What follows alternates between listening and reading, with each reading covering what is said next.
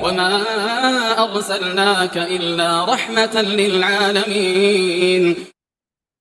Kemudian apa aja amalan di bulan Dzulhijjah? Ya, amalannya yang pertama adalah zikir. Allah Ta'ala berfirman, liyashhadu manafi'a lahum wa yadhkuru ismallaha fi ayyamin ma'lumat, supaya mereka menyaksikan berbagai manfaat, ya, berbagai manfaat yang ada untuk mereka, dan supaya mereka menyebut nama Allah Subhanahu wa Ta'ala pada hari yang telah ditentukan. Ibnu Abbas radhiyallahu anhu berkata, hari-hari yang telah ditentukan adalah 10 hari pertama bulan Dzulhijjah.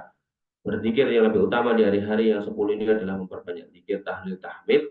Nabi SAW bersabda, fa'aksiru fihinna minat tahlil wa takbir wa tahmid.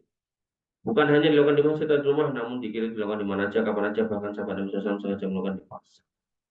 Al-Bukhari berkata, wa kana Ibnu Umar wa Abu Hurairah yakhrujani ila suq. Bahasanya Ibnu Umar dan Abu Hurairah keluar ke pasar fi yaumil asr, pada 10 hari yang pertama bulan Dzulhijjah, fayakbirani, kemudian mereka bertakbir, fayukabbirun nas bitakbirihim wa bitakbirihima. Maka manusia mengikuti takbir mereka itu orang. Dan ini sendiri-sendiri ya. Yang kedua, puasa. Tidak lagu lagi bahwasanya berpuasa termasuk amal soleh yang sangat disukai Allah Subhanahu wa Ta'ala. Samping anjuran melakukan puasa Arafah pada tanggal 9-nya, maka disukai juga untuk puasa dari tanggal 1 sampai 8 Dzulhijjah berdasarkan keumuman hadis. Nabi SAW bersabda, "Walladzi nafsi biyadihi la khulufu fammi sha'im atyabu indallahi min rihil misk." Demi Allah yang menggenggam jiwa Muhammad sallallahu alaihi wasallam, maka tenggorokan atau bau mulut orang yang berpuasa itu lebih wangi di sisi Allah Subhanahu wa Ta'ala dibandingkan kasturi. Termasuk ibadah yang utama juga di 10 hari pertama bulan Dzulhijjah yaitu baca Quran. Rasulullah bersabda, Al-Qur'anu afdhalul dzikr. Quran adalah sebaik-baik zikir. Dan hal yang sangat baik jika dalam waktu 10 hari tersebut kita dapat menghatamkan bacaan Al-Quran dengan membaca 3 juz setiap hari. Hal ini sebenarnya mudah untuk dilakukan, yaitu dengan memanfaatkan waktu sebelum dan sesudah sholat fardu, dengan membaca 3 lembar sebelum sholat dan 3 lembar setelah sholat.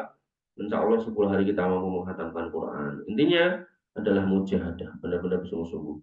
Kemudian yang keempat, di antara keutamaan amal pada bulan Dzulhijjah yang pertama yaitu sedekah. Di antara yang menunjukkan keutamaan sedekah dan cita-cita ya seseorang yang sudah melihat ajalnya di depan mata, bahwa jika ajalnya ditangguhkan sebentar aja, maka dia ingin bersedekah. Allah Ta'ala berfirman, wa anfiqu mimma razaqnakum min qabli ayati ahadakum maut. Berinfaklah atas apa yang dikaruniakan kepadamu dari Allah Subhanahu wa Ta'ala sebelum datangnya kematian. Fayaqul, kemudian kalian berkata, Rabbi laula akhartani ila ajalin qarib fa asaddaqu wa akun minas sholihin. Ya Allah, kasih tangguh sebentar aja, ya, maka aku akan beramal menjadi orang soleh, dan itu dengan sedekah. Allah Ta'ala. Kemudian termasuk amal yang utama juga adalah kurban. Allah Ta'ala berfirman, fasholli li rabbika wanhar, maka sholatlah kamu untuk Tuhanmu dan berkurbanlah.